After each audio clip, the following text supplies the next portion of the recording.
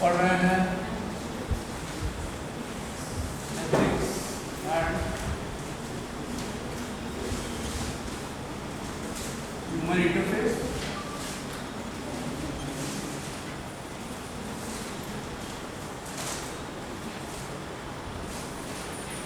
और इसमें भी हम लोग पहुंच गए थे अप्लाइड एथिक्स पे।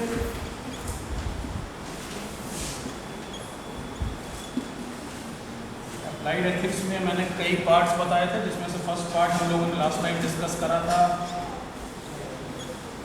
Bioethics, correct. बायोएथिक्स के बारे में मुझे बता दो एक बार फिर से, क्या याद है, या फिर नोट्स देख के ही बता दो क्या क्या डिस्कस करा था हमने बायोएथिक्स में। Beginning of life and end of life, है ना। तो अगर आपको दो मोटे पार्ट बताने हो बायोएथिक्स के, तो हमने एंड डेवलपमेंट ऑफ टेक्नोलॉजी बीच में 3 पार्ट्स में इसको डिस्कस करा था, beginning, technology and end of life. ठीक, बिगिनिंग ऑफ लाइफ में हमने कौन से इश्यूज डिस्कस करे थे?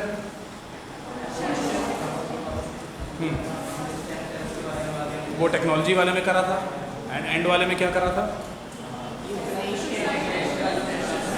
सुसाइड, यूथेनेसिया करा था, करेक्ट।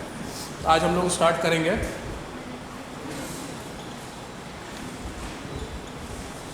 मिलिट्री एथिक्स, उसके बाद environment ethics,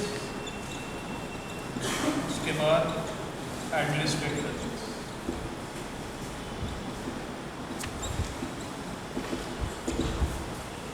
right, military ethics.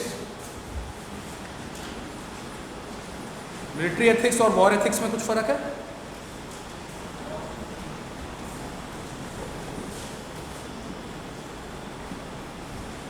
Military ethics, war ethics, कुछ फर्क है?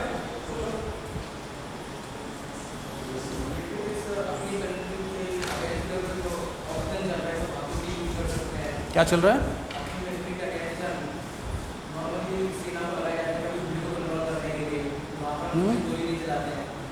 क्या कंट्रोल करने के लिए? ठीक है, पीस टाइम वाला बोल रहे हो आप, ठीक है। और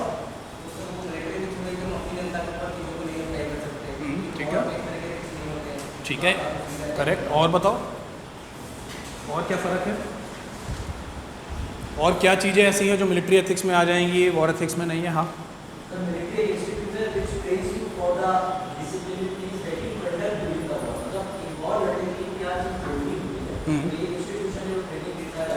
ठीक है, ये आपने जो बताया वो डेफिनेशन हो गया, ठीक है ना। बट मैं जानना चाह रहा हूँ कि मिलिट्री एथिक्स में ऐसी कौन सी चीज़ें हम पढ़ेंगे वॉर एथिक्स से अलग है। इसमें सबसेट कौन है? ये मिलिट्री एथिक्स है, वॉर एथिक्स है, ये मिलिट्री एथिक्स, बताओ।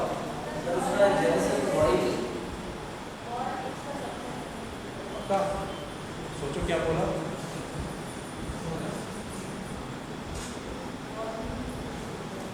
हाँ?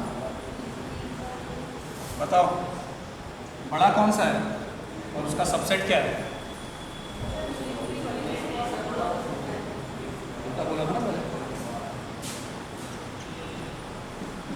मिलिट्री एथिक्स में कई ऐसी चीज़ें आती हैं, वॉर एथिक्स सिर्फ उसका पार्ट है।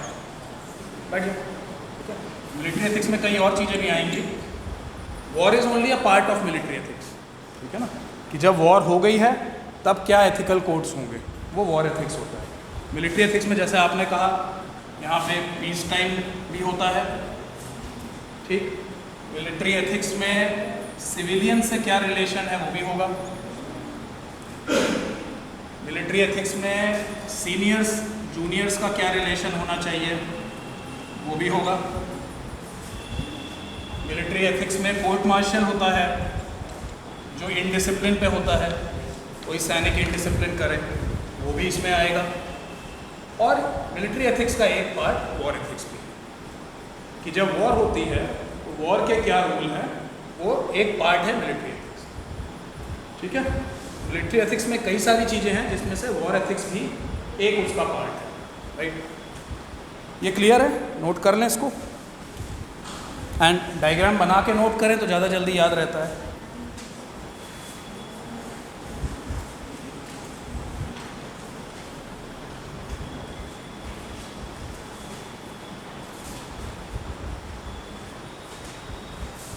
मिलिट्री एथिक्स में सोल्जर के अपने राइट्स भी आएंगे, यानी सोल्जर के जो एथिक्स होंगे वो भी आएंगे।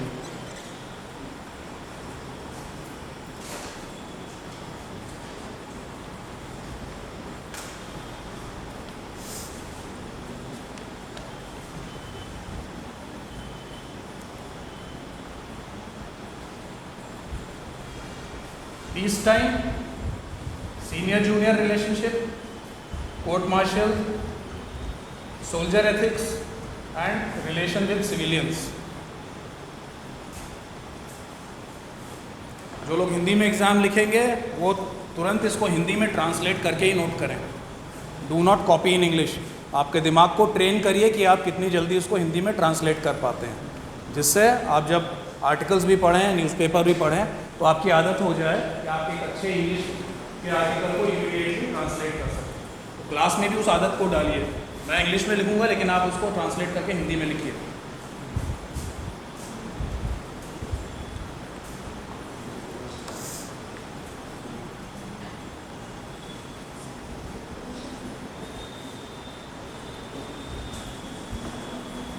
ठीक हो गया ये?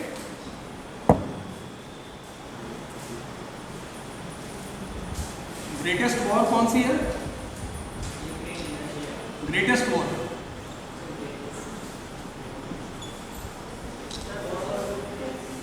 World war. ठीक है, तो ग्लोबल लेवल पे जब हम देखते हैं तो world Wars were the greatest Wars, जिनके बारे में हम जानते हैं, क्योंकि सबसे ज़्यादा कैजुअलिटी हुई, सबसे ज़्यादा कंट्रीज इन्वॉल्व थी, सबसे ज़्यादा फोर्सेज इन्वॉल्व थी, सबसे ज़्यादा इक्विपमेंट्स इन्वॉल्व थे, मिलिट्री इन्वॉल्व थी। इंडियन कॉन्टेक्स्ट में सबसे बड़ी वॉर किसे कहते हैं?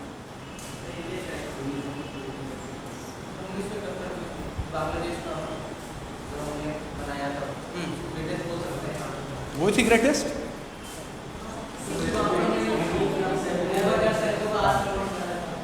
हाँ,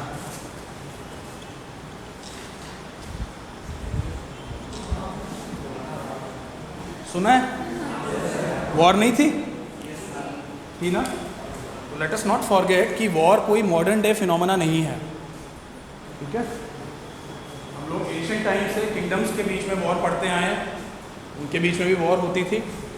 एंड आगे चल के जब कंट्रीज़ का शेप लिया गया तो कंट्रीज़ में वॉर होने लग गई। उससे पहले ट्राइबल वॉर्स होती थी, अपनी डोमिनेंस को लेके, अपने किंगडम को लेके ट्राइब्स आपस में लड़ती रहती थी। तो वॉर के दोनों एस्पेक्ट होते हैं।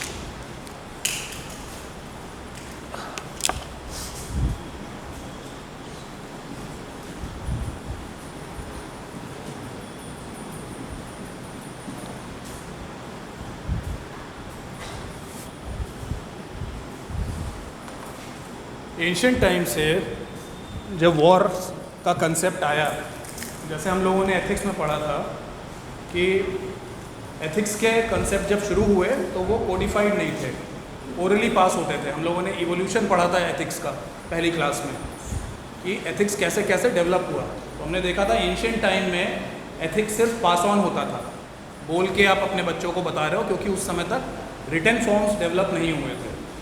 तो इसी तरह जब हम मिलिट्री एथिक्स या वॉर एथिक्स की बात करते हैं, स्टार्टिंग से जो हम कहें अर्ली मैन के टाइम से वॉर एथिक्स भी थे। आपको अपना एरिया सिक्योर करने का नीड आ गया था, लेकिन उसके बारे में कहीं लिखा नहीं गया था। जब हम मिडिवल पीरियड में आते हैं, उसके हमने 2 पार्ट पढ़े थे, है ना। हम उसी तरह इसका भी इवोल्यूशन पढ़ेंगे। तो एंशिएंट टाइम में आपके इंडिविजुअल इथोस तो थे, यानी जब अलग अलग प्रजातियां आपस में लड़ती थी, अलग अलग ट्राइबल्स आपस में लड़ते थे, तो उन लोगों ने आपस में कुछ नियम बना रखे थे। हर सोल्जर के इंडिविजुअल इथोस होते थे, ठीक है। इंडिविजुअल इथोस क्या हो सकते थे? जैसे एग्जैक्टली निशस्त्र पे नहीं करना, महिलाओं और बच्चों पे नहीं करना, ठीक है। शरीर में नीचे बिलो द बेल्ट कहते हैं, नीचे वार नहीं करना। तो इस तरह के अनरिटन रूल्स थे, और ये रूल्स अलग अलग ट्राइबल ग्रुप्स के अलग अलग होते थे, ठीक है ना। ये रूल्स इस पे भी डिपेंड करते थे कि आपके पास किस तरह के वॉरफेयर हैं। किसी के पास सिर्फ भाले हैं, किसी के पास वो भी नहीं है, तो आपकी लेवल ऑफ टेक्नोलॉजी क्या है उस पर भी डिपेंड करते थे। तो इंडिविजुअल इथोस तो हमारे पहले से थे, लेकिन कोई ऑर्गेनाइज्ड रूल नहीं थे। किसी ने बैठ के ये सोचा नहीं था कि वॉर के क्या रूल्स होने चाहिए।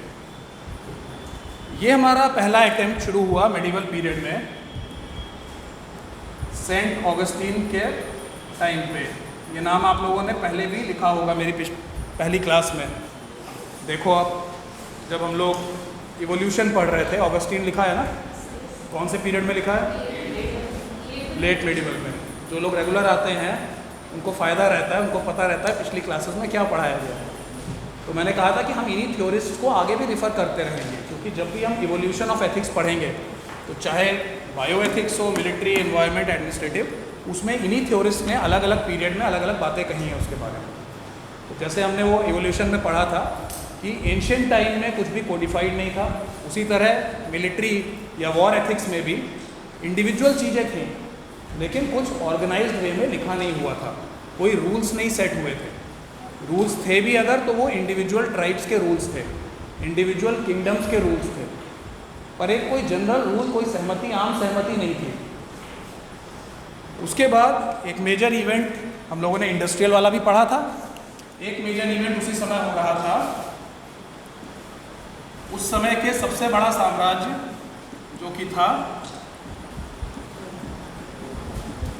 सुना इसके बारे में? ठीक, कोलैप्स ऑफ रोमन एम्पायर, यानी रोमन एम्पायर ख़त्म हो रहा था मेडिवल एरा में। और जब रोमन एम्पायर ख़त्म हो रहा था तो जितने भी हमारे उस समय के थ्योरिस्ट थे, मैंने आपको बताया वो चर्च बेस्ड थे, यानी वो चर्च की फ़िलॉसफीज़ को ही आगे ले जाते थे किसी भी फील्ड में। हम इकोनॉमिक्स की बात करें, उसमें भी वो चर्च की बात करेंगे। उनका बेस रिलीजन था रोमन एरा के थ्योरिस्ट का। हमने देखा था कि जब बायोएथिक्स की हम बात कर रहे थे, तब भी वो रिलीजन को बेस बना के बता रहे थे कि लाइफ प्योर है, लाइफ ख़त्म नहीं होनी चाहिए। वॉर में भी जब रोमन एम्पायर का कोलैप्स शुरू हुआ तो सेंट ऑगस्टीन और उस समय के जो अन्य थ्योरिस्ट थे, उन्होंने रिलीजन को बेस बनाते हुए पहली बार ऑर्गेनाइज्ड इथोस दुनिया के सामने लाए। क्यों ज़रूरत थी उसकी? क्योंकि रोमन एम्पायर ख़तरे में था, और रोमन एम्पायर का मतलब जो चर्च की सुप्रीमेसी थी, जो रिलीजन की सुप्रीमेसी थी, वो ख़त्म होने वाली थी। तो इन्होंने पहली बार वॉर को जस्टिफाई करा ऑर्गेनाइज्ड वे में।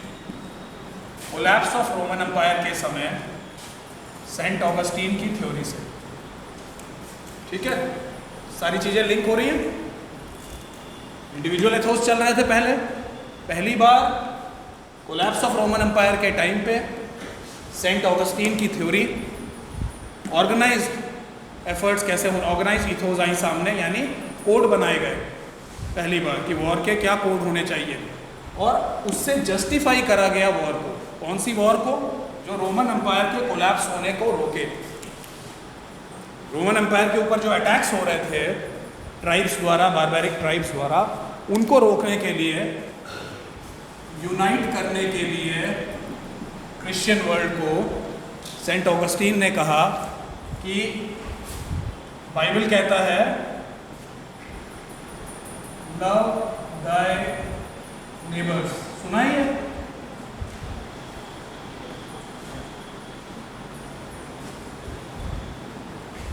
ये बहुत फेमस सेइंग है, लॉर्ड जीसस की सेइंग है ये, तो क्योंकि उस समय हम लोग रोमन एम्पायर की बात कर रहे हैं, तो उन्होंने बाइबल को ही बेस बनाया और उन्होंने कहा क्योंकि जीसस कहते हैं लव दाई नेबर्स। अब इस थॉट को लेके उन्होंने वॉर को जस्टिफाई करा। कैसे? उन्होंने कहा कि रोमन एम्पायर बहुत ही ऑर्गेनाइज्ड एम्पायर है जहाँ पे पीस रहता है। अगर ये टूट गया तो हमारे नेबर्स यानी हम सब ख़त्म हो जाएंगे। तो हमें इस समय यूनाइट होके लड़ना होगा इन बारबैरिक फोर्सेस के अगेंस्ट, और लड़ना ही अब एक सल्यूशन बचा है हमारे एम्पायर को बचाने के लिए, जिससे पीस वापस आ सके। तो ये पहली बार था कि वॉर का जस्टिफिकेशन किसमें दिया गया? पीस, यानी पीस के लिए हम वॉर करेंगे। और यहीं से फिर अब बातें आगे बढ़ेंगी। ये बताना इसलिए ज़रूरी था कि ये फर्स्ट टाइम था ये जस्टिफिकेशन दिया गया। इसी के बाद आगे किस तरह से जेनीवा कन्वेंशन आएगा, यूनाइटेड नेशंस बनेगा, लीग ऑफ नेशंस बनेगा, लेकिन उसका बेस ये है। इसको नोट कर लें,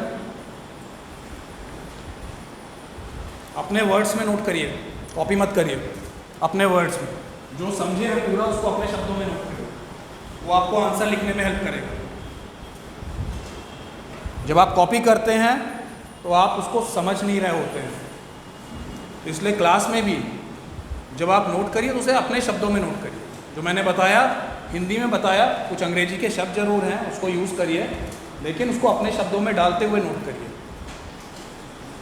जिससे इस अंडरस्टैंडिंग को आप आंसर में इस्तेमाल कर सकें।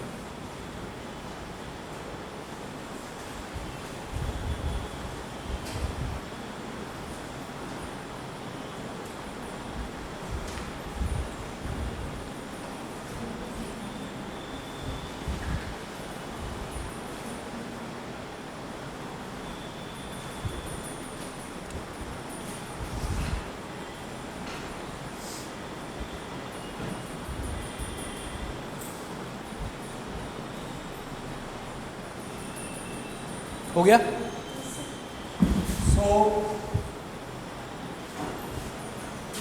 सेंट ऑगस्टीन ने जो फाउंडेशन दिया, पहली बार ऑर्गेनाइज्ड वे में बातें कोडिफाई हुई। कोडिफाई मतलब लिखी गई। क्यों लिखी गई? जिससे क्रिश्चियन वर्ल्ड यूनाइट हो और रोमन एम्पायर टूटने से बच सके।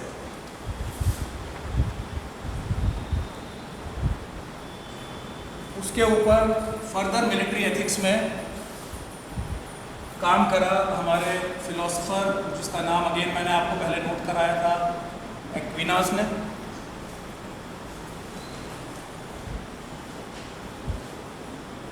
देख लीजिए, ये नाम भी होगा, लेटर मिडिवल में है, राइट। एंड एक्विनास की थ्योरी को आगे बढ़ाया कांट ने।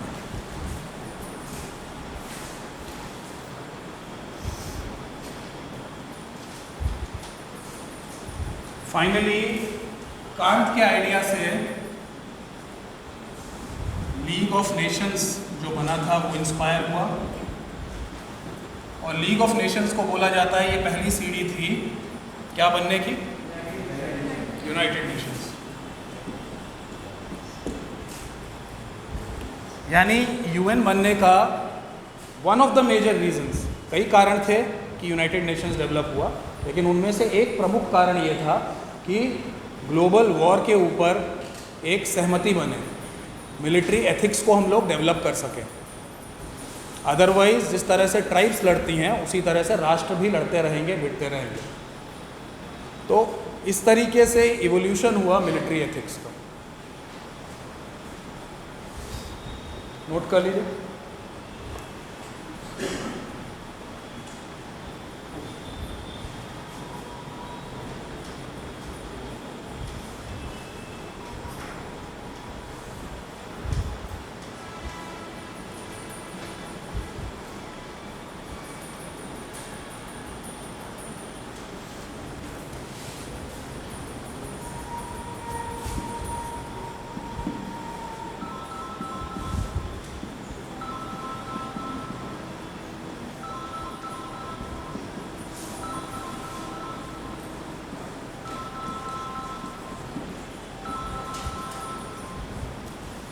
ये भी नोट कर लीजिए।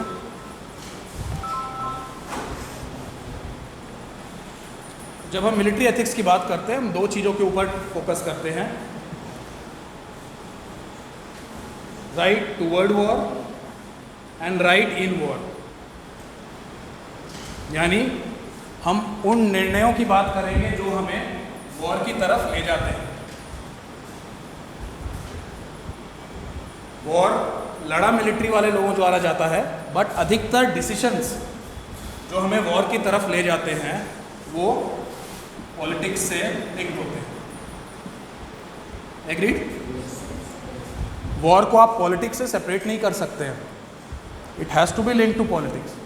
और वॉर के जो मेजर डिसीशंस हैं कि किस तरह की वॉर होनी है, कब वॉर होनी है, कितना एयर पावर यूज़ करना है, कितना कैवलरी यूज़ करना है, कितना मिलिट्री यूज़ करना है, कितना नेवल यूज़ करना है, न्यूक्लियर यूज़ करना है या नहीं करना है, ये सारे जो मेजर डिसीशंस जो हमें टूवर्ड्स वॉर ले जाते हैं वो decisions top politicians, top bureaucrats and top military officers द्वारा लिए जाते हैं। ठीक है, यही फ़र्क है राइट टूवर्ड्स वॉर और राइट इन वॉर में। दोनों में एथिक्स इन्वॉल्व है। यहाँ पे भी सोच समझ के निर्णय लेना है कि वॉर करनी है तो कितनी करनी है, क्या पीस से बात हो सकती है, क्या टॉक से बात हो सकती है, कितना फोर्स यूज़ करना है, कितने फोर्स को किस फ्लैंक्स में मोबिलाइज करना है। Right towards war. Right in war मतलब जब वॉर का निर्णय हो चुका है, अब वॉर के दौरान हर पल घटना चक्र बदलता रहता है। आपने डिसाइड करा या टॉप ने डिसाइड करा कि हम लोग लेफ़्ट फ्लैंक से अटैक करेंगे और वहाँ से आपका दूसरी उसने बॉम्बिंग कर दी, आपको इमीडिएटली अपना डिसीजन चेंज करना पड़ेगा कि नहीं हमें अपनी नेवल सबमरीन सब मूव करनी है।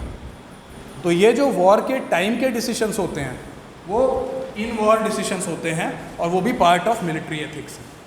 तो जब हम एथिक्स की बात करते हैं, हमने पहले क्लासेस में पढ़ा है, एथिक्स हमेशा हमारे वॉलेंटरी डिसीजन से लिंक होता है कि हमने जो भी वॉलेंटरी डिसीजन लिया यानी सोच समझ के हमने जो निर्णय लिया वो सही है या गलत है। तो अब हम देखेंगे कि जब मिलिट्री एथिक्स में जाते हैं तो हमारे दो तरह के निर्णय हैं। एक वॉर में जाने से पहले वाले निर्णय जो टॉप पॉलिटिशियन, टॉप ब्यूरोक्रेट्स और टॉप मिलिट्री ऑफिसर्स ने भी लिए, और वॉर के दौरान के निर्णय जो ऑपरेटिंग मिलिट्री ऑफिसर्स ने लिए।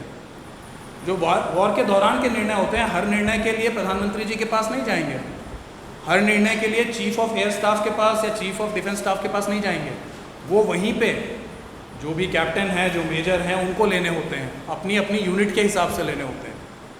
तो उसमें भी एथिक्स इन्वॉल्व है, मिलिट्री एथिक्स उसमें भी है। तो ये दो तरह के डिसीशंस हैं जिसमें हम मिलिट्री एथिक्स की बात करते हैं। पहला डिसीजन ये होता है कि वॉर के लिए जाना है या नहीं जाना है। जो हमने कहा इसमें क्या एथिकल क्वेश्चंस इन्वॉल्व हैं, क्या लगता है आपको? इनिशिएशन, शुरुआत करनी है वॉर की या नहीं, इसमें क्या एथिकल डिसीजंस होने चाहिए, क्या क्या चीज़ें हम लोगों को कंसिडर करनी चाहिए? आपको अगर मैं डिफेंस स्टाफ का हेड नियुक्त करता हूँ, केस स्टडीज इसी तरह की आएंगी हम लोग जब देखेंगे, तो कौन से डिसीजंस ऐसे होंगे जिसमें आप टॉप पॉलिटिकल बॉसेस को या ब्यूरोक्रेट्स को आप बताओगे कि वॉर की ज़रूरत है?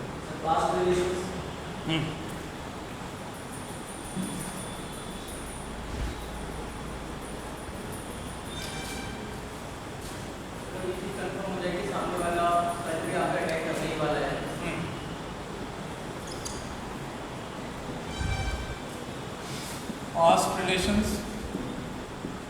Next.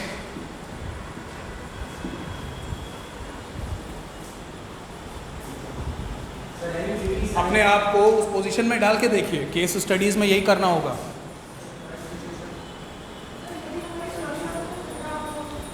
ठीक है, तो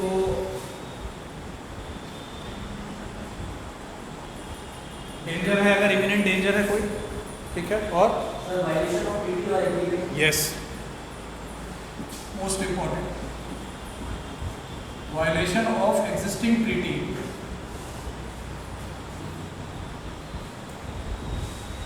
या कोड, ठीक है, कोई कोड ऑलरेडी एग्जिस्ट कर रहा है जिसको आप दोनों ने साइन कर रखा है, ठीक है, एंड अलग अलग कोड्स होते हैं।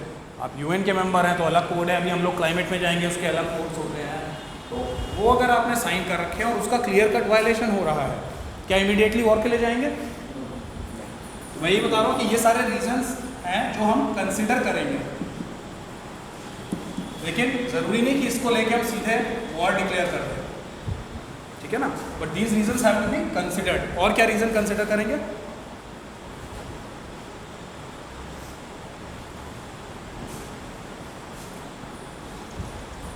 बताइए।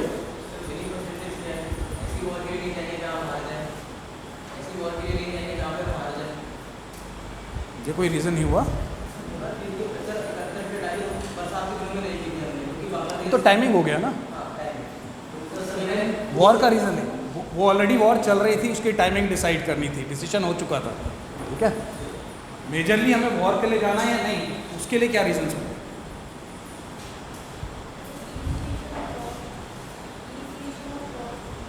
हाँ, उसी के रीज़न पूछ रहा हूँ मैं, इनिशिएशन के रीज़न पूछ रहा हूँ, इनिशिएशन करने का निर्णय यानी तो हम वॉर करेंगे, वॉर करेंगे, ओके। आप हाँ इमीडिएटली वायलेंट वे में रिटेलिएट करेंगे,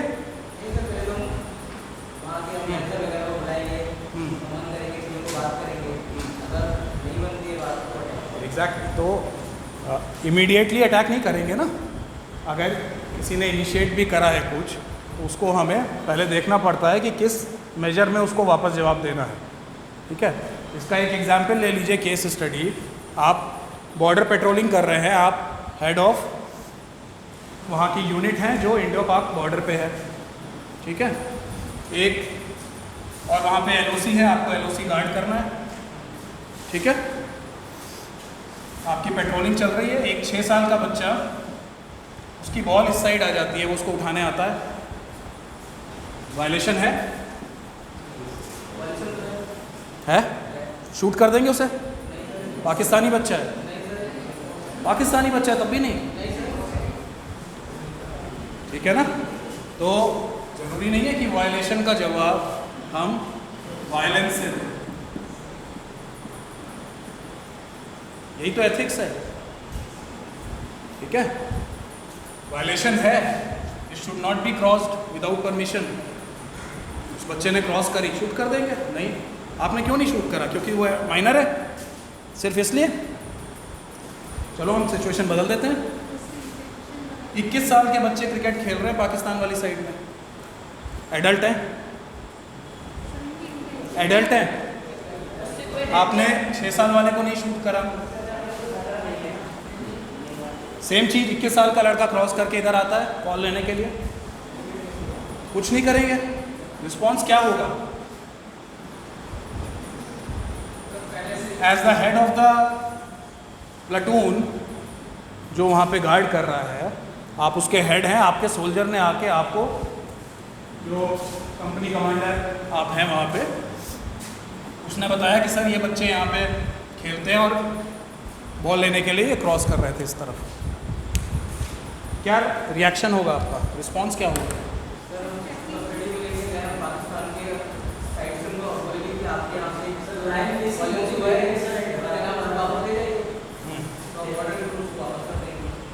नेक्स्ट डे फिर हुआ,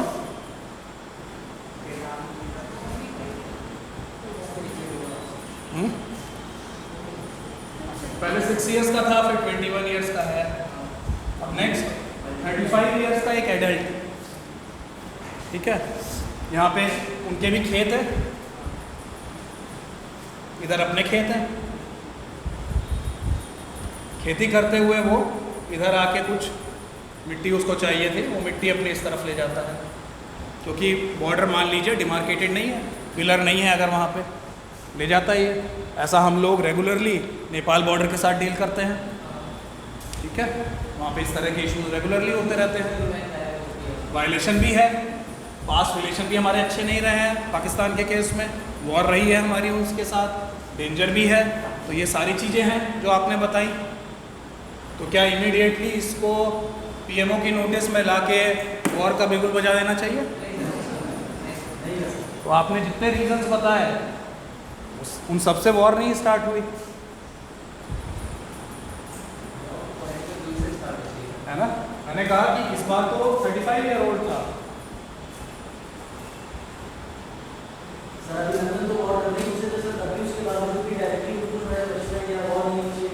हाँ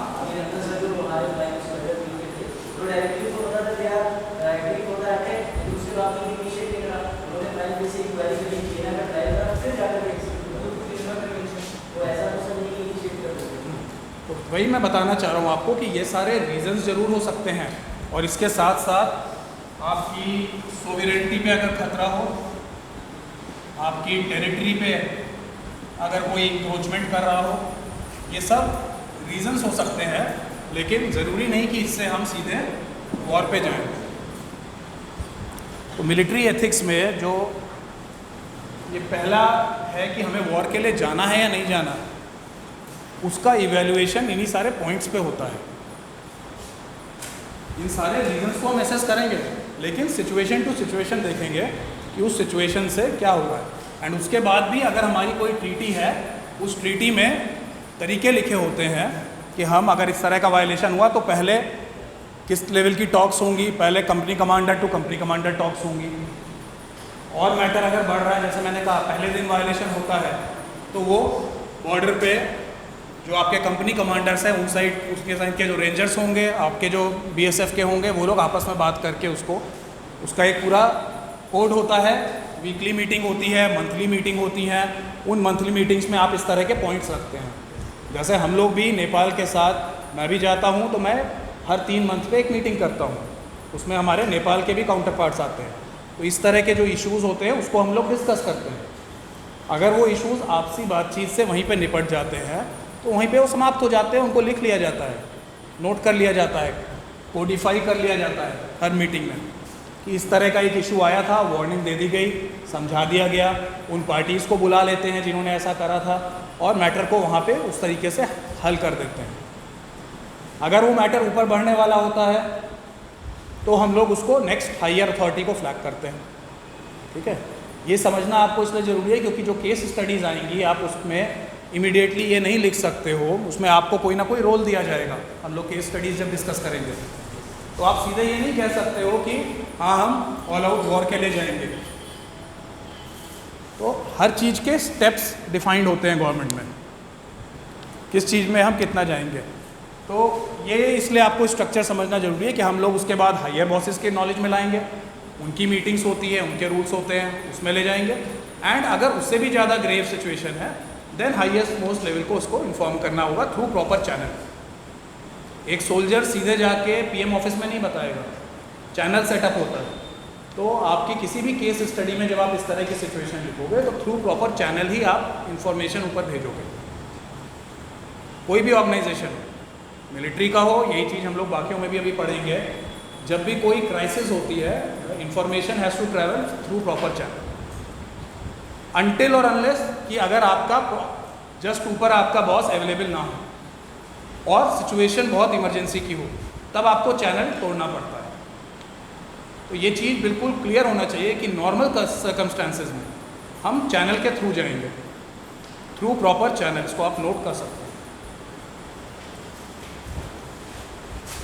ठीक है, एंड जब इमरजेंसी है एंड हमारे बॉसेस अनअवेलेबल हैं, ये दोनों चीज़ें हैं, तभी हम चैनल तोड़ सकते हैं, क्योंकि हमारे लिए जो प्रॉब्लम आई है वो ज़्यादा ज़रूरी है सॉल्व करना, या उसको ऊपर तक पहुंचाना ज़्यादा ज़रूरी है। बट अदरवाइज नॉर्मल कंडीशंस में हम लोग जितनी भी रिपोर्टिंग करेंगे वो थ्रू प्रॉपर चैनल करेंगे। ये मिलिट्री एथिक्स में भी है और ये एडमिनिस्ट्रेटिव एथिक्स में भी हम लोग देखेंगे।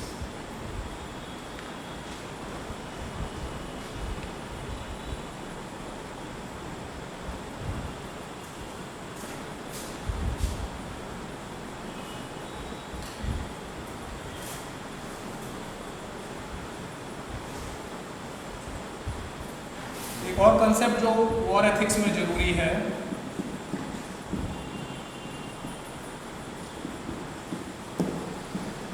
प्रोपोर्शनैलिटी,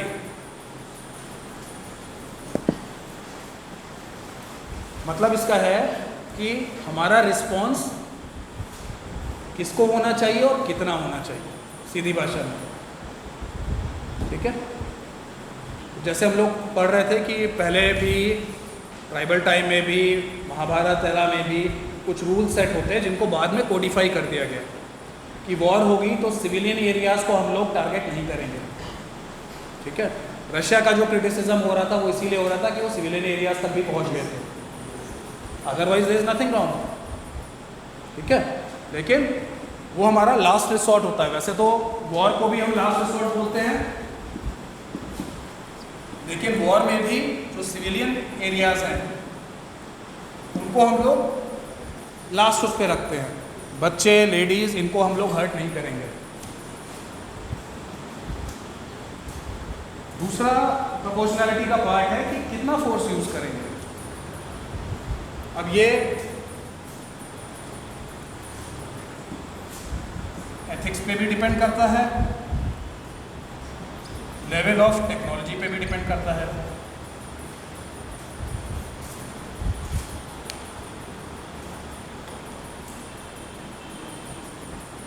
एक पाकिस्तानी सोल्जर क्रॉस कर जाता है इंडियन साइड में, तो क्या हम अपने फाइटर जेट्स भेज के उनके जितने बंकर्स हैं उनको डिस्ट्रॉय कर देंगे? ठीक है, तो प्रोपोर्शनैलिटी का यही मतलब है, हमारा रिस्पॉन्स कितना होना चाहिए। ये एथिक्स में आपको कई और जगह भी आगे मैं बताऊंगा कि ये डेली उसमें भी आता है। हम लोग स्ट्रीट पे देखते हैं, झगड़ा हो जाता है। ठीक है, किसी ने आपकी कार को साइड से हिट कर दिया, किसी बाइक वाले ने गलत करा, मोटर व्हीकल एक्ट उसने तोड़े, लेकिन आपका रिस्पॉन्स क्या होगा? आपका रिस्पॉन्स क्या होना चाहिए? पहला, ट्रैफिक पुलिस है, आप उसको इन्फॉर्म करेंगे, आप उससे उसका चालान कराएंगे, जितना आपका डैमेज हुआ उतने का अमाउंट लेंगे, या उसकी गलती है तो उसको वहीं पे आप वायलेंस का यूज़ करके मारने लगेंगे और उसको मार मार के अधमरा कर देंगे। एंड फिर आप जस्टिफाई करेंगे कि गलती तो इसने करी थी, जो कि सही है, पहली गलती तो उसने करी थी, लेकिन क्या हमारा रिस्पॉन्स प्रोपोर्शनल है? तो ये एक ऐसा कंसेप्ट है जिसको हम लगातार अगली क्लासेस में भी पढ़ेंगे। ये स्ट्रीट से लेके जो नेशंस के वॉर होते हैं उन सब में हम लोगों को देखने को मिलता है। एंड आप किसी भी वॉर के बारे में जब पढ़ेंगे अपने जनरल स्टडीज़ में, वर्ल्ड वॉर 2 हो गया, यूएस के जो वॉर्स हो गए गल्फ़ के ऊपर, एंड इज़राइल सीरिया के आसपास के जो वॉर्स आप पढ़ेंगे, उन सब में प्रोपोर्शनैलिटी का कंसेप्ट हमेशा डिबेटेबल रहता है। उस पर हमेशा डिबेट रहती है कि क्या ये जो रिस्पॉन्स रहा ये जायज़ था या नहीं। कई बार जंग जायज़ होती है पर जंग का तरीका जायज़ नहीं होता, और हमारा एथिक्स का सवाल उस तरीके पे आ जाता है। जंग जायज़ थी पर हमने जो रिस्पॉन्स दिया वो कितना जायज़ था, राइट। तो मिलिट्री एथिक्स में मेजर पॉइंट्स जो हम लोगों ने देखे, नंबर 1 हमने इसका इवोल्यूशन देखा, नंबर 2 रीज़न्स, क्या रीज़न होने चाहिए और उसका क्या चैनल होना चाहिए निर्णय लेने के लिए, ये देखा हमने देखा कि किसे टारगेट करना है किसे नहीं करना, ये क्लियर कट होना चाहिए। हमने देखा कि प्रोपोर्शनैलिटी ऑफ रिस्पॉन्स, कितना रिस्पॉन्स देना है वो देखना चाहिए। जो एक टेक्नोलॉजी वाला पार्ट है वो भी डिपेंड करता है, आप जिससे फाइट कर रहे हैं उसका लेवल ऑफ टेक्नोलॉजी क्या है और आपका क्या है। आप एक न्यूक्लियर आर्म्ड कंट्री हैं, आपके neighbours Bangladesh, Bhutan, Nepal nuclear arm नहीं है, उनके साथ आपकी ट्रीटीज़ भी हैं। उनसे अगर मैटर एस्केलेट करता है, क्या आप न्यूक्लियर वेपन्स यूज़ करेंगे? नहीं करेंगे। तो लेवल ऑफ टेक्नोलॉजी, आपके पास लेज़र से गाइडेड मिसाइल्स हैं, दूसरी कंट्री के पास नहीं है, उसको आप यूज़ करेंगे? क्या हमेशा ये डिसाइड होगा कि दूसरी कंट्री के पास क्या है उसी से हम यूज़ करेंगे? ये भी नहीं, क्योंकि अगर वॉर फुल हो रही है एंड आपको जीतना है तो आप सुपीरियर टेक्नोलॉजी भी यूज़ करेंगे। लेकिन देन सुपीरियर टेक्नोलॉजी कहाँ यूज़ कर रहे हैं आप? उनके रोडवेज, रेलवेज, इंडस्ट्रीज़ पे यूज़ कर रहे हैं या आप उनके सिविलियन एरिया पे यूज़ कर रहे हैं? फ़र्क है। आप करिए यूज़, आप उनके रोड्स पे करिए, उनके टैंक्स के आने का रास्ता रोक दीजिए, आप उनके रेल रूट्स पे करिए, उनके आर्मी का राशन रोक दीजिए, लेकिन आप उनके शॉपिंग मॉल्स पे, उनके स्कूल्स पे, उनके हॉस्पिटल्स पे नहीं करेंगे। करेक्ट? अगर फुल वॉर चल रही है एंड अकॉर्डिंग टू डिफाइंड वो चल रही है, तो ये भी जस्टिफाइड है कि आप अपनी टेक्नोलॉजी के हिसाब से यूज़ करें, लेकिन कहाँ यूज़ करें उसका निर्णय होना है। और ये जितने एथिकल क्वेश्चंस हैं, ये सिर्फ मॉडर्न वॉर में नहीं, आप देखें जैसे मैंने बताया महाभारत की वॉर, उसमें भी इसी तरह के सवाल हमारे सामने उठते थे। जो हमारे देश की सबसे बड़ी एंशियंट, उसमें हम लोग वॉर पढ़ते हैं, शंखनाद होता था, शाम के समय के बाद वॉर नहीं होती थी, ठीक है ना। उसका उल्लंघन जब करा गया तो उस पर ऑब्जेक्शन रेज हुए थे ना। उसका मिसयूज़ भी करा गया एक दो इंसिडेंट्स ऐसे हुए थे। इसीलिए मिलिट्री एथिक्स जानना बहुत ज़रूरी है दोनों पार्टीज़ के लिए। वॉर अपने में सही है या गलत है, इसको हम लोग हाँ या नहीं कह सकते।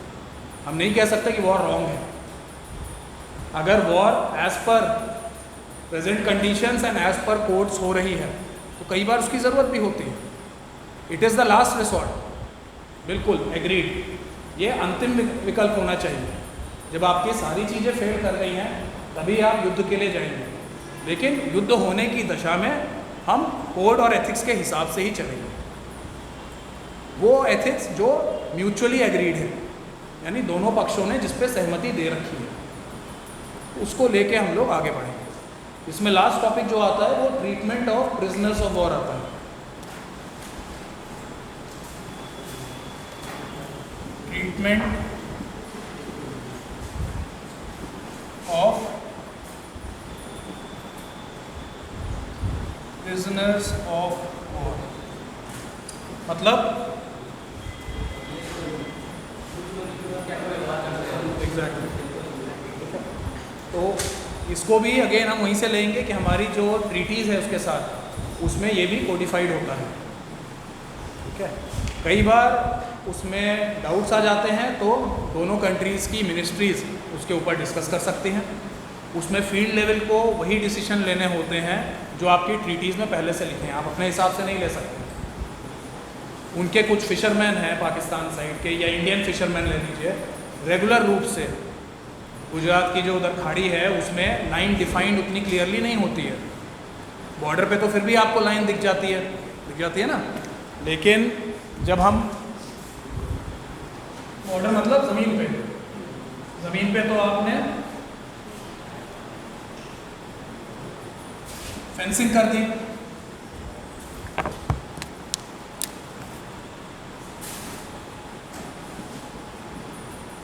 फेंसिंग से हो जाता है, लेकिन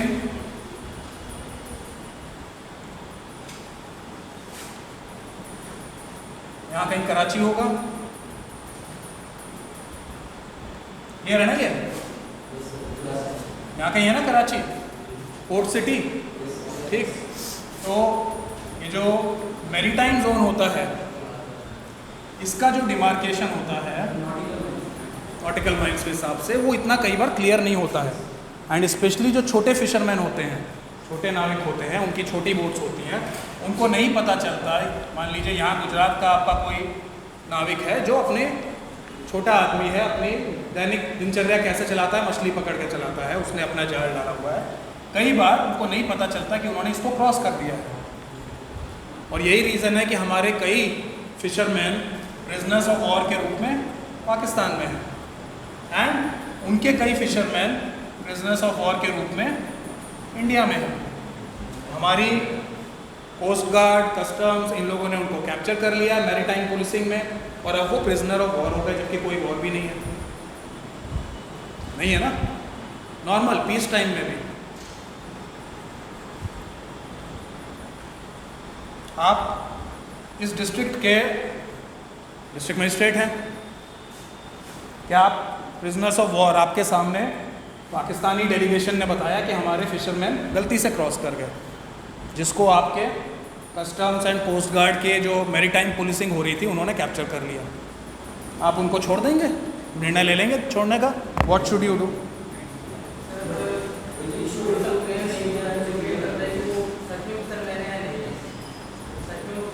फिशरमैन है, कैसे पता करेंगे?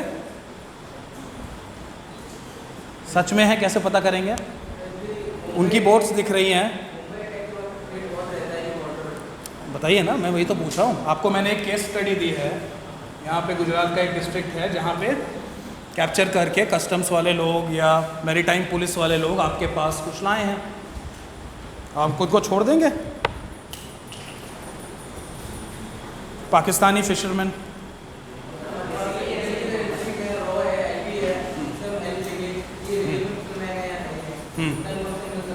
फिर प्रूव हो गया तो छोड़ देंगे?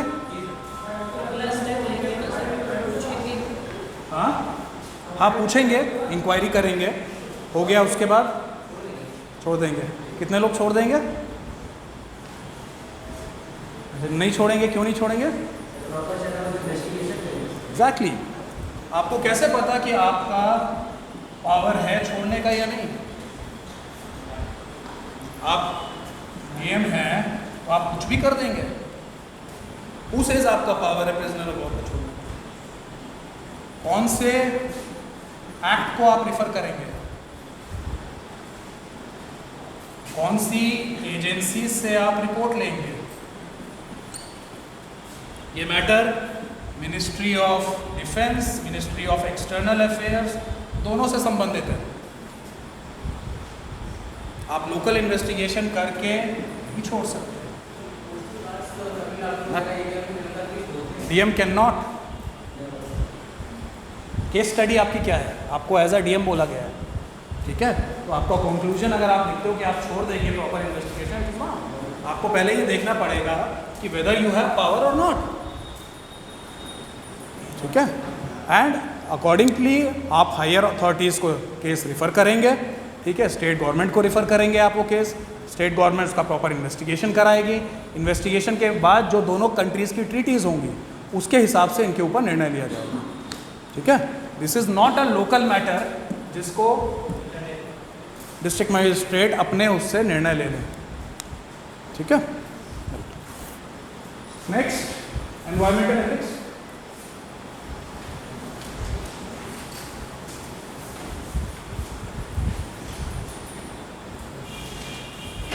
क्या पढ़ेंगे एनवायरमेंटल एथिक्स में?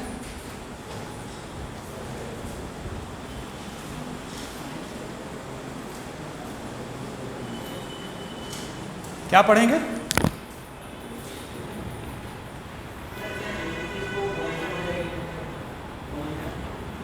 पोल्यूशन, ठीक है? और जल्दी ब्रेन स्टॉर्मिंग क्यों सिखाई थी आप लोगों को?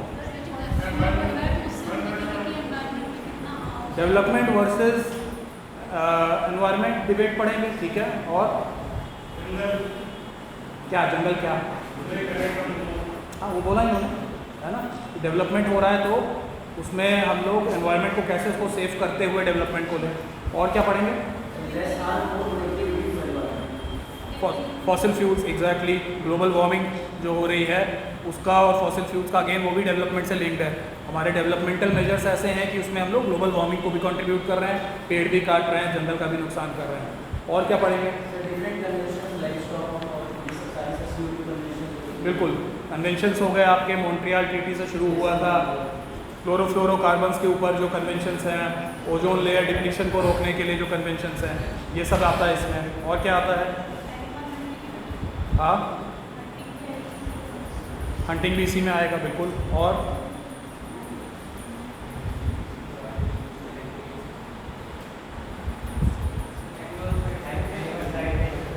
एनिमल राइट्स आएगा इसमें, बिल्कुल।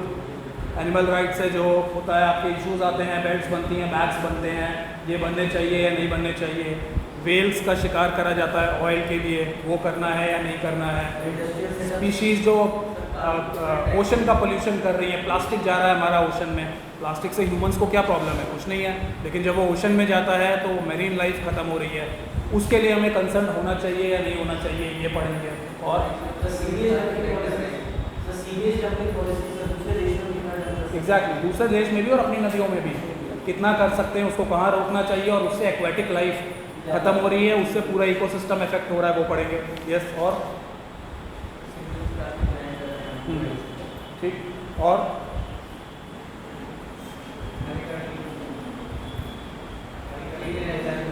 किस चीज़ का नवीकरण?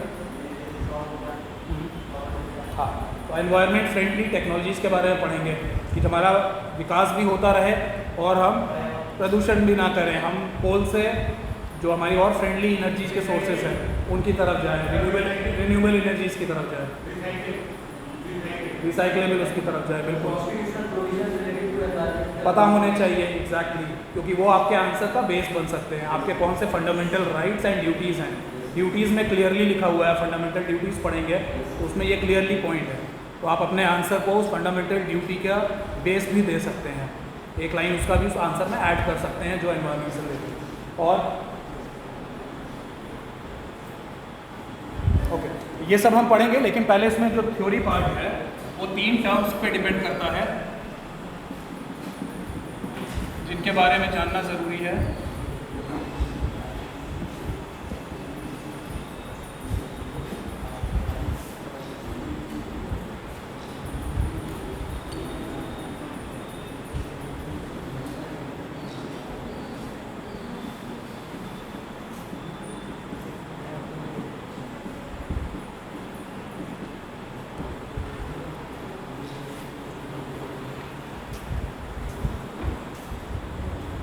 नोट कर लीजिए, फिर डिस्कस करते हैं।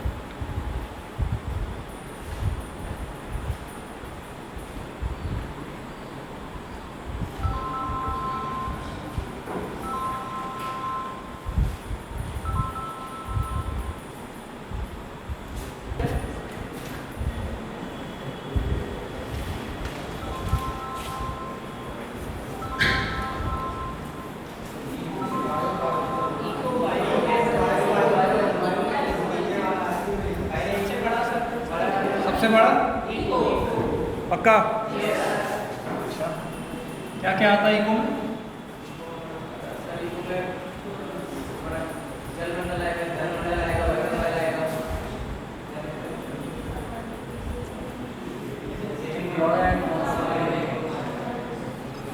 ठीक है, नेक्स्ट।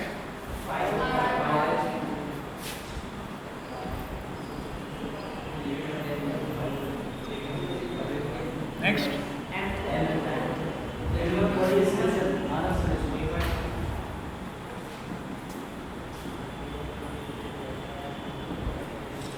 ठीक।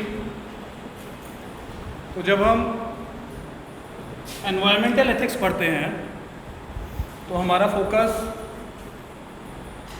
एंथ्रोपोसेंट्रिक होना चाहिए, बायोसेंट्रिक होना चाहिए या इकोसेंट्रिक होना चाहिए। ये एक डिबेट का विषय हमेशा से चलता रहा है, ठीक है। देखिए, एथिक्स में आप जितनी भी चीज़ें पढ़ेंगे, एथिक्स का मतलब ही है कि हमेशा उसमें डिबेट्स होंगे, पक्ष और विपक्ष होंगे, तर्क और वितर्क होंगे। कोई चीज़ सही या गलत नहीं प्रूव हो पाती है, लेकिन चीज़ें इवॉल्व होती हैं। हम एथिक्स की हर क्लास में, चाहे हम बायो एथिक्स पढ़ रहे थे तब भी हम यही देख रहे थे, मिलिट्री एथिक्स में भी हमने यही देखा, एंड एनवायरनमेंट एथिक्स में भी यही देखेंगे कि हर टाइप के थ्योरिस्ट होते हैं जो अपने तर्क वितर्क देते हैं। तो एंथ्रोपोसेंट्रिक जो थ्योरिस्ट होते हैं, उनका कहना है कि हम ह्यूमंस को सेंटर में रख के एनवायरनमेंट को स्टडी करेंगे, यानी मनुष्य जाति की भलाई के लिए जो चीज़ें हो रही हैं उनको प्राइवेसी मिलनी चाहिए, उनको प्राथमिकता मिलनी चाहिए, क्योंकि उन थ्योरिस्ट का मानना है कि सबसे इवॉल्व क्रिएचर, सबसे ज़्यादा उन्नति जिसकी हो रखी है मानसिक रूप से, जो सबसे डेवलप्ड है, वो ह्यूमन बींग्स है। करेक्ट, इसमें कोई शक नहीं है। प्लैनेट अर्थ पे बौद्धिक रूप से सबसे ज़्यादा विकसित प्रजाति ह्यूमन बींग्स की है। तो उन थ्योरिस्ट का कहना है कि हमारी जितनी भी एनवायरनमेंट रिलेटेड थ्योरीज होनी चाहिए उसमें हित मनुष्य का देखना चाहिए। मनुष्य के हित में अगर वो चीज़ है तो उसको पढ़ना चाहिए, उसको आगे बढ़ाना चाहिए। बायोसेंट्रिक थ्योरिस्ट कहेंगे कि सिर्फ मनुष्य नहीं, जितनी लिविंग क्रिएचर्स हैं हम उन सबके हित को लेके चलेंगे, लेकिन सिर्फ लिविंग क्रिएचर्स, यानी छोटे से छोटे छोटा अमीबा, प्लाज्मोडियम, कीटाणु से लेके बड़े से बड़ा मनुष्य हो गया, वेल हो गए, मैमल्स हो गए, बाकी इन सबको लेके चलेंगे, प्लस प्लांट्स भी हो गए। तो लिविंग जितनी चीज़ें हैं हम उनके हित को ध्यान में रख के अपनी थ्योरीज बनानी चाहिए। ऐसा कहते हैं बायोसेंट्रिक थ्योरिस्ट। इकोसेंट्रिक थ्योरिस्ट कहेंगे कि नहीं, सिर्फ लिविंग ही नहीं, नॉन लिविंग चीज़ें हैं उन पे भी हमें ध्यान देना है, क्योंकि वो मिलके हमारा इकोसिस्टम बनाते हैं। हम नहीं कह सकते कि सिर्फ मनुष्य के या जानवरों के लिए सोचें, हवा के लिए भी सोचना है। हवा तो नॉन लिविंग है, उसके लिए भी सोचना जरूरी है। सॉइल के लिए भी सोचना है, सॉइल तो नॉन लिविंग है, लेकिन नॉन लिविंग के लिए भी सोचना जरूरी है, क्योंकि सॉइल नहीं रहेगी तो प्लांट्स नहीं रहेंगे, तो सॉइल कंजर्वेशन भी जरूरी है। माइनिंग कितनी करनी है, कितनी नहीं करनी, जो इकोसेंट्रिस्ट थ्योरिस्ट होगा वो कहेगा हाँ जरूरी है, लेकिन जो एंथ्रो वाला होगा वो कहेगा नहीं, माइनिंग तो कितनी भी करो। ठीक है ना, क्यों? क्योंकि माइनिंग से मिनरल्स मिल रहे हैं, मिनरल्स ह्यूमन बीइंग्स के लिए इंपॉर्टेंट है, डेवलपमेंट के लिए इंपॉर्टेंट है। तो ये फ़र्क आता है कि तीन तरह के थ्योरिस्ट आपको सेम प्रॉब्लम अगर कोई दी जाए उस पर अलग अलग अपने विचार रखेंगे। तो ये आपको पता होना ज़रूरी है, क्योंकि अगर कोई क्वेश्चन आ रहा है जिसमें आपको ओवरऑल व्यू लेना है तो आप बता सकते हैं कि आप जो व्यू ले रहे हैं वो इकोसेंट्रिज्म थ्योरी के हिसाब से आप आगे बढ़ रहे हैं। जैसे मैं कहता हूँ आपको इकोसेंट्रिज्म उसमें एक्सप्लेन नहीं करना होगा, लेकिन अगर आप अपने आंसर में इकोसेंट्रिस्ट थ्योरीज डाल देंगे तो एग्जामिनर को पता चल जाएगा कि आपको पता है। एंड आपको अगर उसमें क्वेश्चन में 10 में 7 मिल रहे होंगे तो 10 में 8 मिल जाएंगे। तो ये स्मॉल ट्रिक्स होती हैं। हमें इकोसेंट्रिज्म के ऊपर किताब नहीं पढ़नी है, रिसर्च पेपर्स नहीं पढ़ने हैं, लेकिन बेसिक पता होना चाहिए और उसको अपने आंसर में कैसे डालना है। अगर आप कहीं पे कोई आपको केस स्टडी दी गई जहाँ पे आप माइनिंग रोक रहे हैं, ठीक है, माइनिंग के अगेंस्ट काम कर रहे हैं, या तो उस पर आप कई रीजंस लिखेंगे, लेकिन बीच में आप ये भी डाल सकते हैं कि इकोसेंट्रिज्म की जो थ्योरी है वो हमें बताती है कि हमें पूरे इकोलॉजी को, लिविंग नॉन लिविंग चीज़ों को लेके चलना है, तभी हम इकोसिस्टम को बचा पाएंगे। राइट, इसको नोट कर लीजिए, इसको हम लोग एज रेफरेंस यूज़ करेंगे अपने सभी टॉपिक्स में।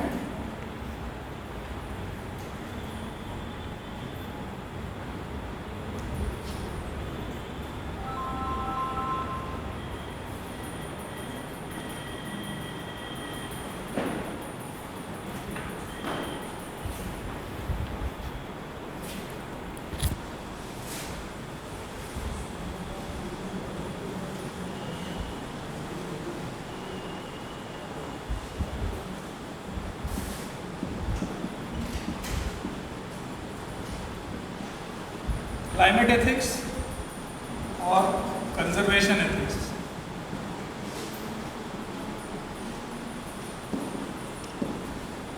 एनवायरनमेंट एथिक्स के दो मेजर पार्ट है, climate ethics and conservation ethics. जाहिर सी बात है दोनों आपस में जुड़े हुए हैं, ठीक है। तो अभी जो आप लोग पॉइंट्स बता रहे थे उसको हम लोग क्लाइमेट एथिक्स से पढ़ना शुरू करेंगे। सबसे पहला पॉइंट ग्लोबल वार्मिंग, राइट, वो हमारा क्लाइमेट एथिक्स का स्टार्टिंग पॉइंट होता है। हम सब जानते हैं कि अर्थ की सरफेस से लगभग 15 से 35 किलोमीटर्स के बीच में ओजोन लेयर, जानते हो सब, ठीक। इसका ये मतलब नहीं कि ओजोन यहाँ इससे नीचे नहीं होगा, ऊपर नहीं होगा, बाकी जगह भी होता है ओजोन, लेकिन यहाँ पे कंसेंट्रेशन हाई होता है, कंसेंट्रेशन हाई होता है इस लेयर में। अर्थ की सरफेस से 15 किलोमीटर से 35 किलोमीटर के बीच में ये जो लेयर होती है O3 ओजोन क्या करती है? यूवी रेज जो सन से आ रही है अगर वो अर्थ तक आ जाती, ह्यूमन बीइंग्स पे आ जाती, क्या होता? Major cause of cancer, specially skin cancer. इसलिए ये जो प्रोटेक्टिव लेयर है जिसमें ओजोन अबंडेंस में है, वहाँ पे ओजोन जो है वो एब्जॉर्ब करता है यूवी को काफ़ी हद तक, 100% नहीं, काफ़ी हद तक एब्जॉर्ब करता है। और अर्थ को प्रोटेक्ट करता है हार्मफुल अल्ट्रावायलेट रेज से। ठीक है, क्लियर है? ये तो बेसिक है एनसीईआरटी वाला। ठीक, अब सीएफसी क्या है? क्लोरोफ्लोरोकार्बन्स कहाँ से एमिट होते हैं? कौन सी इंडस्ट्री से सबसे ज़्यादा? कोई बोला? हाँ बताओ बताओ, सही बोल रहे थे, बोलो। रेफ्रिजरेंट से, रेफ्रिजरेशन इंडस्ट्री से। तो सबसे ज़्यादा रेफ्रिजरेशन इंडस्ट्री से होते हैं। कहाँ मिलेंगी ये इंडस्ट्री सबसे ज़्यादा? अफ्रीका में या यूएस में? ठीक, ये सवाल मैंने इसलिए पूछा जिससे आपको एक अगली डिबेट की तरफ मैं ले जा सकूं, जो इसी से जुड़ी हुई है, डेवलपिंग वर्सेस डेवलप। और इसी से जुड़ा हुआ हमारा कंसेप्ट निकलेगा कार्बन क्रेडिट का। ठीक, और इसी से जुड़ा हुआ हमारा कंसेप्ट है पॉल्यूटर पेज।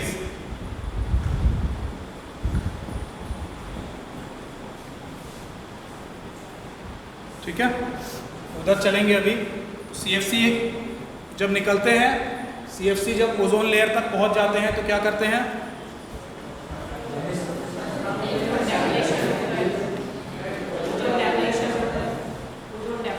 कैसे? Free radicals. केमिस्ट्री के स्टूडेंट्स कोई नहीं? ओके, क्लोरोफ्लोरोकार्बन से क्लोराइड और ब्रोमाइड रेडिकल्स निकलते हैं। ठीक है, और ये रेडिकल्स जो होते हैं ये मेन कॉज होते हैं आपके ओजोन लेयर डिप्लीशन के। ठीक है, क्लोरीन को हम लोग Cl2 लिखते हैं, ब्रोमीन को Br2 लिखते हैं, लेकिन इनसे कोई खतरा नहीं है क्योंकि ये इनर्ट गैसेज हैं। जब ये रेडिकल फॉर्म में होते हैं तब ये ओजोन से रिएक्ट करके ओजोन लेयर को ख़त्म करने लगते हैं। तो हमें खतरा है क्लोराइड एंड ब्रोमाइड रेडिकल से, इसी तरह नाइट्रस ऑक्साइड से। ठीक है, जो भी चीज़ें हमारे ओजोन से रिएक्ट करके ओजोन को ख़त्म कर देंगी उनसे खतरा है। तो वो खतरे वाली चीज़ें आप लोग लिख लो, है ना।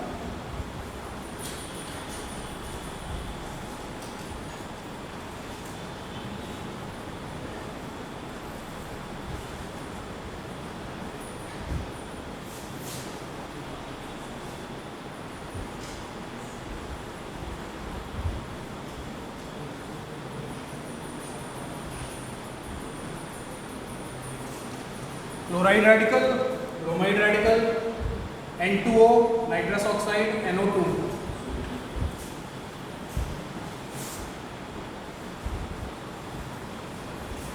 N2O हो गया नाइट्रस ऑक्साइड, NO हो गया नाइट्रिक ऑक्साइड।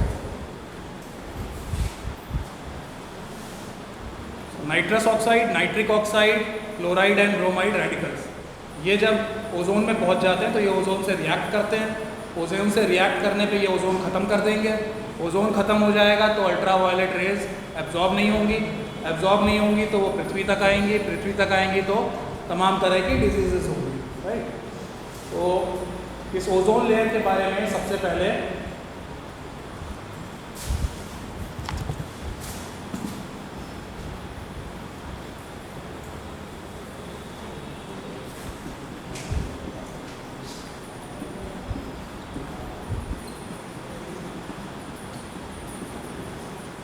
फैब्री एंड लुइसन ने स्टडी करी थी।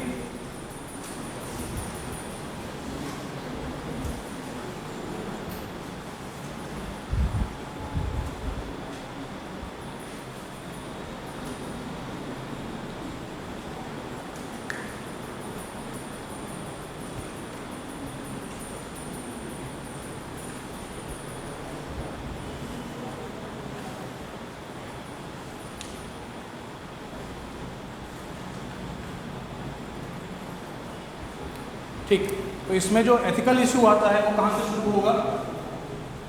वो यहाँ से शुरू होगा कि जो मैंने आपको बताया, सबसे ज़्यादा रेफ्रिजरेशन इंडस्ट्रीज़, सबसे ज़्यादा पोल्यूटिंग इंडस्ट्रीज़ डेवलप्ड कंट्रीज़ में है, क्योंकि इंडस्ट्रीज़ के थ्रू ही मैक्सिमम पोल्यूशन स्टार्ट हुआ।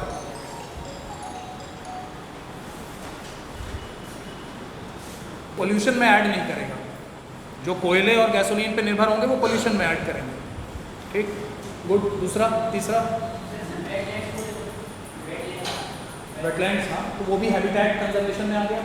जिस तरह हमें फॉरेस्ट कंजर्व करने हैं, हमें वेटलैंड ही कंजर्व करने हैं। क्यों करने हैं? क्योंकि वेटलैंड का अपना एक इकोसिस्टम होता है। कुछ तरह की प्रजातियाँ होंगी वो सिर्फ वेटलैंड में ही देखने को मिलेंगी। अगर हम वेटलैंड खत्म करते जाएंगे, वेटलैंड मतलब आर्द्र भूमि, जहाँ थोड़ा सा पानी रहता है, मॉइस्चर रहता है और एक पर्टिकुलर तरह के जीवाश्म वहाँ पे सर्वाइव करते हैं। अगर हम उन पर कंस्ट्रक्शन कर देंगे, कब्जे कर लेंगे, ठीक है, जो अभी आप देखते होंगे अभियान चलते हैं कि हम लोग तालाबों को खाली कराएं। क्यों चलता है? उसका पर्पज़ यही है, वो कंजर्वेशन एथिक्स का पार्ट है। अगर हम सारे तालाबों को काट के उसमें पक्के दुकान, पक्के मकान बना देंगे तो क्या होगा?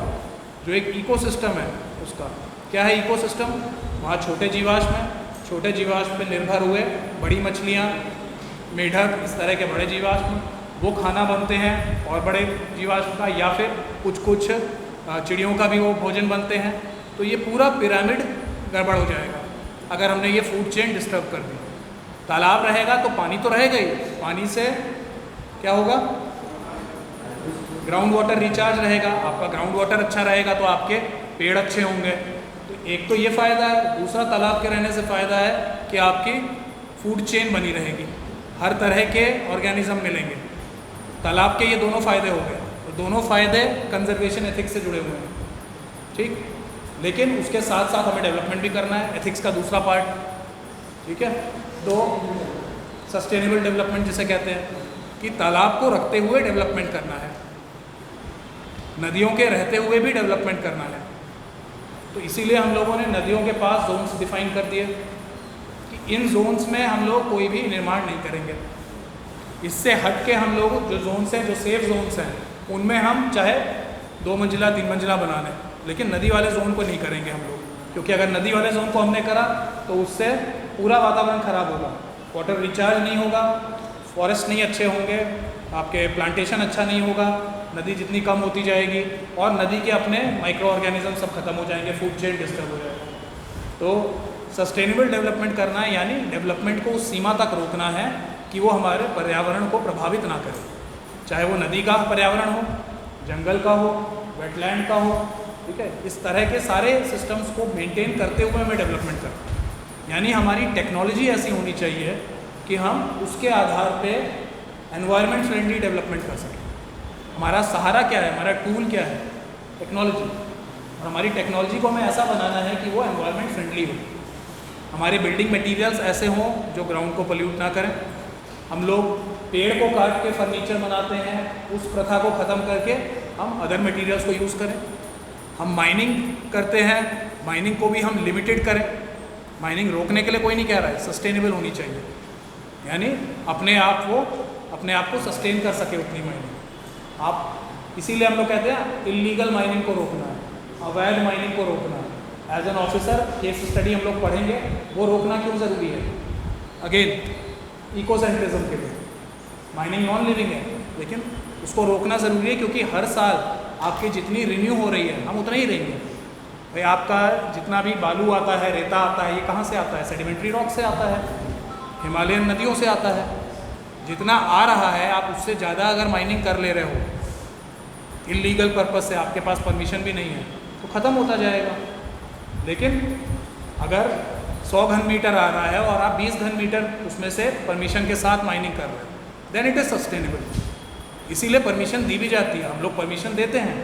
किसी को घर बनाना है, किसी को शॉपिंग मॉल बनाना है, अभी कॉलेज बन रहा है आपके डिस्ट्रिक्ट में, मैंने परमिशन दिया है क्योंकि चाहिए कॉलेज के लिए। अब आप कहो कि अगेन ये एथिकल डायलेमा है, आपने परमिशन क्यों दिया, ख़त्म हो जाएगा। लेकिन हमें कॉलेज भी चाहिए, मेडिकल कॉलेज चाहिए, हमें डॉक्टर्स चाहिए, हमें चाहिए कि यहाँ के बच्चों के लिए एक कॉलेज हो। तो उस हद तक हम माइनिंग की परमिशन देंगे, मैं दूंगा परमिशन। लेकिन अगर उससे ज़्यादा जो इलीगल माइनिंग हो रही है, बिना परमिशन के माइनिंग हो रही है, उसको हमें रोकना भी है। तो इस तरीके से ये जो एनवायरनमेंट का इशू है, अगर आप इसको समझ लोगे तो आप एक एडमिनिस्ट्रेटर वाले आंसर भी लिख पाओगे। क्योंकि ये सारे इश्यूज जब हम केस स्टडीज़ करेंगे तो उसमें आपके सामने ये सारे इश्यूज एक एक करके आएंगे। और एडमिनिस्ट्रेटिव एथिक्स में नेक्स्ट वीक हम लोग इसको देखेंगे ठीक है, कि किस तरह से ये सारे इश्यूज, चाहे वो बायो हो, मिलिट्री का मैंने एक एग्जांपल आपको दिया, एनवायरनमेंट का यही एग्जांपल होता है कि आप कितना माइनिंग अलाउ करोगे नहीं करोगे, फॉरेस्ट से पोचिंग होती है उसके लिए आप क्या करोगे एज अ फॉरेस्ट ऑफिसर। तो इस तरह के इश्यूज हमारे एथिकल इश्यूज में आ जाते हैं। तो नेक्स्ट वीक हम लोग एडमिनिस्ट्रेटिव एथिक्स पढ़ेंगे एंड देन उसके बाद कुछ छोटे टॉपिक्स इसमें और बाकी हैं, उसको करते हुए उसके नेक्स्ट वीक में हम लोग इस टॉपिक को फिनिश कर पाएंगे एथिक्स एंड। तो जिन लोगों को आज कार्ड्स मिले हैं वो लोग इमीडिएटली प्रोसीड करें, हम लोग लाइब्रेरी चलते हैं, बाकी लोगों से नेक्स्ट वीक मिलेंगे। Thank you.